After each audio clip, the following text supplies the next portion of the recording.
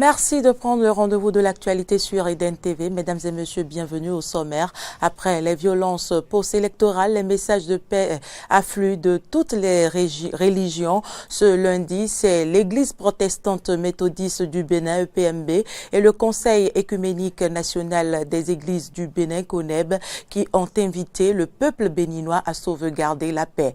Les populations de Women dans la commune d'Abomey-Calavi sont heureux depuis quelques jours et pour cause l'inauguration du pont de l'Alliance qui facilite l'accès à leur localité. Le constat, c'est à suivre dans ce journal. Et puis, Meghan, la duchesse de Sussex, a donné naissance à un garçon lundi, a annoncé son mari, le prince Harry, aux médias. Une annonce suivie d'un communiqué du palais de Buckingham.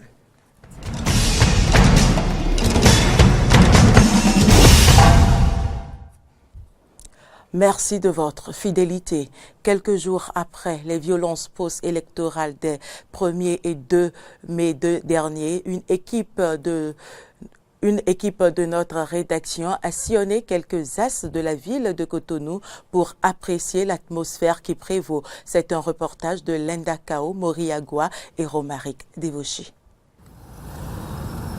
Kadjeong, quartier de résidence de l'ancien président Boni Yayi, a retrouvé le calme. Mais à quelques centaines de mètres de sa rue, les séquelles des violences post-électorales des 1er et 2 mai 2019 sont encore perceptibles sur le bitume. Traces d'incendie, voies dégradées. Bonne nouvelle, la voie passant devant la rue de l'ancien président Thomas Boni Yayi est désormais ouverte au public. Du fait que la voie est libérée ce matin, vraiment, je suis très content. Tel que je vois la chose là, c'est qu'ils veulent que tout le monde aille faire quelque chose dans la ville. Je suis en joie. Je suis très content que je veux que ça continue de cette manière. Toutefois, quelques véhicules militaires sont encore positionnés au carrefour de la mosquée Kadjeong et de l'église Bon Pasteur. Ravis de ce retour au calme, certains citoyens invitent la population à la paix et à la non-violence. Je vais demander à la population d'être calme, puisque la politique veut amener le Bénin dans un autre monde. L'histoire retiendra que tous ceux qui ont arrivé à voter cette loi, qui est en train de casser tout aujourd'hui, l'histoire retiendra qu'on les connaîtra. Donc je demande au peuple béninois de laisser derrière soi le passé pour pouvoir construire l'avenir. Je les remercie du fait que tout le monde a ramené là-bas la tête d'abord. Je les remercie et je les souhaite le courage et que ensemble, nous bâtissons notre pays. En dehors du quartier Kadjeong, les points stratégiques de la ville de Cotonou, scène de ces affrontements, ont retrouvé également leur quiétude. Je l'annonçais en titre, l'Église protestante méthodiste du Bénin, EPMB, et le Conseil écuménique national des églises du Bénin, CONEB, ont délivré un message de paix au peuple béninois au lendemain des manifestations de certains citoyens à Kadjeong. C'est dans la matinée de ce lundi 6 mai 2019 à Cotonou. Le point, c'est avec Moriagua et Fréjus Fiossi. C'est par une lettre pastorale que l'Église protestante méthodiste du Bénin et le Conseil œcuménique national des églises du Bénin se sont prononcés sur la situation subséquente aux élections législatives d'avril 2019. Une adresse à tous les Béninois pour la construction du pays avec le dialogue et la paix sans violence. C'est son éminence révérend Dr Kmodjesou Amos Moussa, président de l'EPMB et du CONEB, qui a délivré le message. Au lendemain des élections législatives du 28 avril 2019, notre pays a été fortement secoué par des actes de violence et de vandalisme. Pour l'amour de Dieu, notre Créateur, que chacun se calme et recherche la paix, comme le demande le prophète Jérémie. Recherchez le bien de la ville où vous habitez et priez l'Éternel en sa faveur, parce que votre bonheur dépend du sien. Jérémie 29, verset 7. Le PMB et le CONEB ont exprimé leur compassion, soutien moral et spirituel aux victimes des actes de vandalisme ainsi qu'à leurs familles et à tout le peuple béninois. Les PMB et le CONEB sont profondément attristés par l'éruption de la violence et de la colère qui se sont emparés de notre mère patrie au lendemain des élections législatives du 28 avril 2019. Arrêtons les scènes de désolation et les propos qui incitent à la violence. Voici maintenant le temps du salut. Voici maintenant le temps de la paix des braves.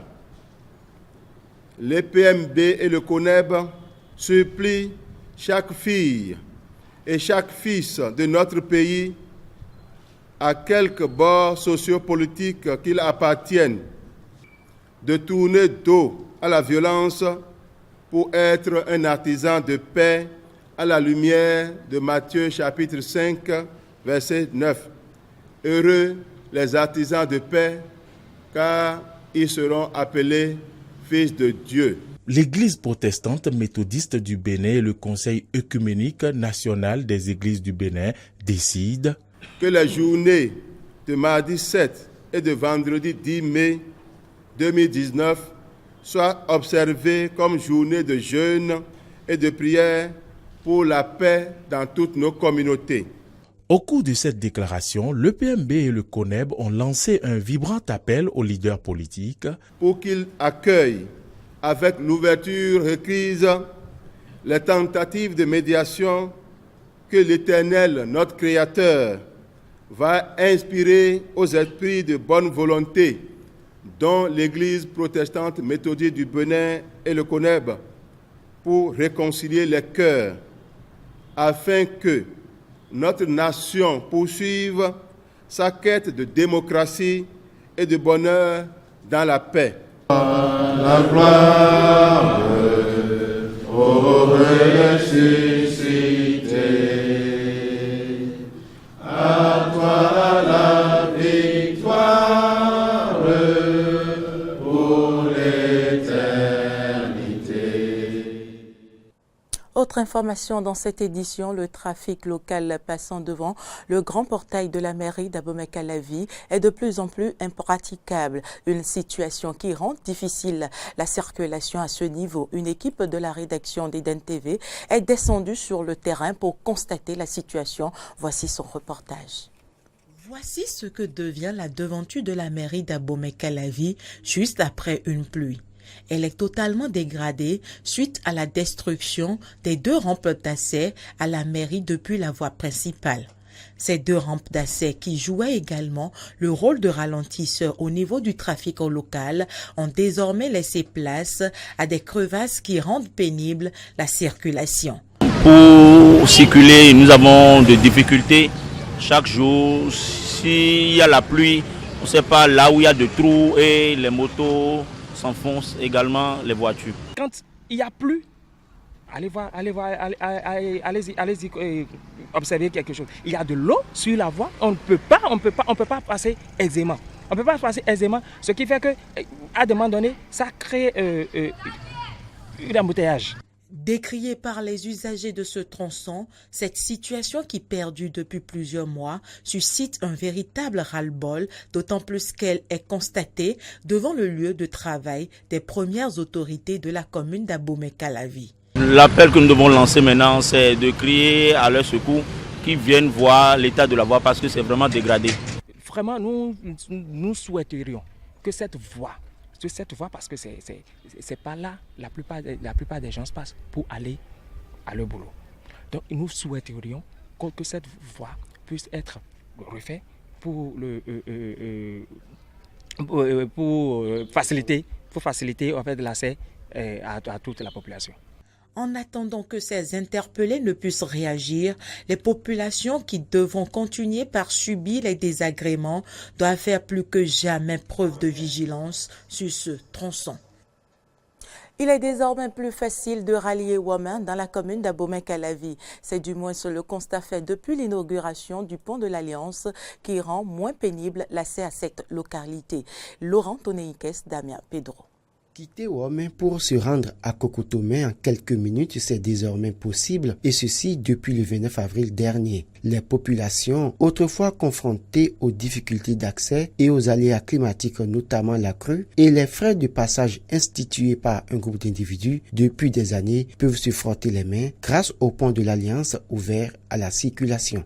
D'abord, j'ai subi les difficultés qu'on a eu à raconter par rapport au bas-fond, qui nous pèse tous les jours, où il faut forcément payer les 100 francs par jour avant de pouvoir passer.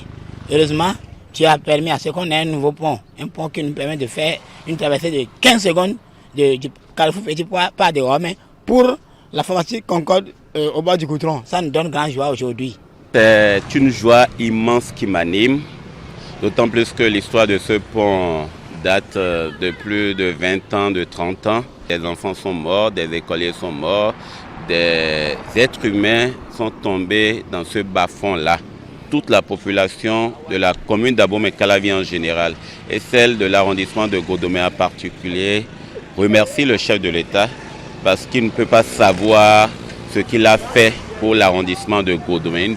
Nous, élèves de Kokotomé, on est contents que ce pont soit réalisé parce qu'avant on souffrait pour venir au cours. Nous remercions le gouvernement pour ce travail parce que ça nous soulage. Désormais, piétons, motocyclistes et automobilistes circulent aisément pour rallier les deux localités de la commune d'Abomey-Calavi. Un rêve qui devient réalité selon Georgie Adouvo, jeune de Godomé. Les populations faisaient le tour par le carrefour Ita pour rallier Godomé. Moi, j'ai ma maison de l'autre côté et mon épouse développe les activités de ce côté. Et à chaque fois, il faut faire tout le tour pour venir. Ou parfois, on laisse la voiture ici. Et on est obligé de prendre la moto pour rentrer en traversant le bas-fond. Aujourd'hui, on rentre facilement et on était obligé de louer dans la zone ici. Maintenant, nous avions rompu les contrats et rentré naturellement à la maison. Donc c'est plus aisé d'aller et de revenir. Et ça ne fait que faire plaisir. Et c'est ça qu'on appelle le développement.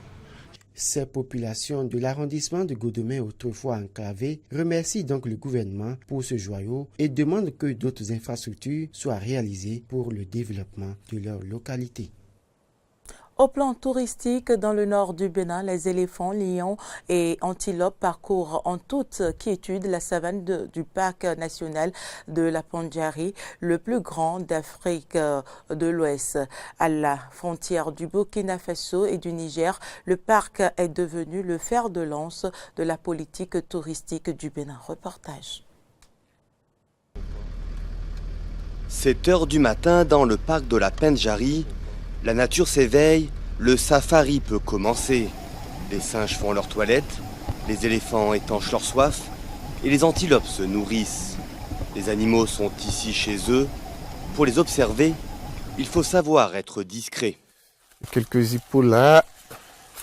Tous les animaux sont dans leur état naturel. On ne fait rien pour appâter les animaux, on ne fait rien pour, comme dans d'autres parcs où il y a le tourisme de masse. Ici, c'est encore vraiment naturel, c'est encore du sauvage. Niché à l'extrême nord du Bénin, le parc s'étend sur 4700 km². Créé il y a 50 ans, il a longtemps souffert du braconnage et d'une mauvaise gestion. Pour le préserver, la présidence du Bénin s'est associée avec l'ONG African Parks pour restaurer la faune et la flore et former une 60aine de rangers. L'objectif, faire du parc l'un des fleurons de l'écotourisme au Bénin. Il s'agit de conservation, il s'agit de revitalisation, de reboisement et ensuite, bien sûr, d'aménagement de cet espace pour en faire un outil touristique et un outil touristique à la fois pour l'économie béninoise mais aussi pour l'économie locale. Méconnu par rapport aux grandes réserves d'Afrique de l'Est et du Sud, le parc national de la Pandjari abrite une centaine de lions, mais aussi des léopards et des guépards, des félins pas faciles à voir. C'est impressionnant de voir tous les animaux. Hier on a vu des lions même le soir, et bien que il faisait presque noir déjà, c'était impressionnant de savoir tout simplement qu'il y a un lion tout près. La nouvelle direction du parc espère passer de 6 000 à 10 000 visiteurs annuels d'ici 5 ans. Pour ravir les amateurs de grands animaux, le rhinocéros pourrait être réintroduit prochainement. Eh bien, c'est dans ce parc national du Bénin que 2 touristes français ont disparu et leur guide tué. Information confirmée ce dimanche par les gouvernements béninois et français, renforçant ainsi les craintes d'un enlèvement au Bénin, jusque-là épargné par l'insécurité en matière de terrorisme dans certains pays de l'Afrique de l'Ouest. Des acteurs du secteur touristique réagissent à cette disparition. On les écoute.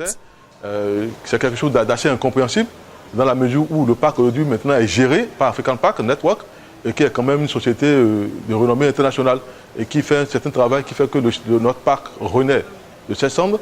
C'est la première fois dans l'histoire d'abord du Bénin, je vais dire, depuis la création du parc en 1961, de pareils accidents ne s'étaient jamais produits. C'est une première fois, c'est pourquoi ça nous fait tous bizarre et c'est très choquant ce qui est arrivé. Ça crée un petit peu d'incertitude parce qu'on sait que quand on est touriste comme ça fait peur quand on voit qu'il y a d'autres personnes qui peuvent se faire kidnapper dans un parc ou autre. Et apparemment c'est la première fois que ça se passe au Bénin et on sent qu'il y a de la tension par rapport à ça parce que les gens sont pas, c'est pas normal et donc ils sont pas habitués à ce que ça se passe. Donc c'est bizarre, c'est étrange. Actualité en dehors du Bénin, les différents partis sud-africains entrent dans la dernière ligne droite de leur campagne. Près de 27 millions d'électeurs se rendront aux urnes le 8 mai dans le cadre des élections générales qui désigneront notamment le prochain président du pays. Reportage. Dernière ligne droite dans la campagne électorale sud-africaine. 2019 marque le 25e anniversaire de la fin de l'apartheid et de l'accession au pouvoir de Nelson Mandela et de son parti, l'ANC. Le Congrès national africain devrait rester à la tête du pays d'après les estimations, mais il s'avance affaibli vers ces élections, malgré les efforts du président Cyril Ramaphosa pour faire oublier les nombreux scandales de corruption qui ont touché son parti et mené à la démission de son prédécesseur, Jacob Zuma. Nous ne pouvons pas être une nation libre tant que les fonds destinés aux pauvres sont gaspillés.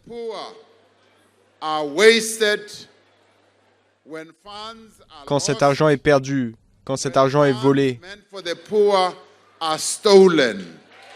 Un mea culpa insuffisant pour l'Alliance démocratique, le principal parti d'opposition. Il dit « On vous a volé votre avenir, donnez-nous une chance de vous voler encore plus ». L'autre parti d'opposition, plus petit mais aussi plus vocal, a bâti sa campagne sur les questions de redistribution de la terre, de relations entre les races et de corruption. Un thème que Julius Malema, le leader des combattants pour la liberté économique, exploite à fond. Il y a trop d'argent gaspillé par les politiciens en Afrique du Sud. Faisons des économies. Et qu'est-ce qu'on va faire avec cet argent ? Je veux le donner aux personnes âgées, aux enfants, cet argent qu'on aura enlevé des poches des politiciens. L'ANC est le parti qui a mis un terme à l'apartheid. Un statut qui lui a permis de ne jamais être réellement inquiété pendant les élections passées. Mais il a rarement été autant controversé que cette année et le taux d'abstention risque d'être élevé. Le scrutin du 8 mai déterminera l'impact réel des scandales de corruption sur le paysage politique de l'Afrique du Sud. Meghan, la duchesse de Sussex, a donné naissance à un garçon lundi, a annoncé son mari, le prince Harry, aux médias. Le fils de Harry, 34 ans, et de Meghan, ancienne actrice américaine de 37 ans, prendra la 7e place dans l'ordre de succession au trône britannique. Il est le 8e arrière-petit-enfant de la reine Elisabeth II, 93 ans, et du prince Philippe, 97 ans. L'annonce du prince Harry a été rapidement suivie d'un communiqué du palais de Buckingham, précisant que la naissance avait eu lieu à 5h26 heure locale en présence du prince et que le bébé pesait 3,3 kilos. C'est la fin de ce journal. Merci de l'avoir suivi. L'actualité se poursuit sur nos différentes plateformes, Twitter, Facebook, YouTube et sur notre site internet www.benin-eden.tv.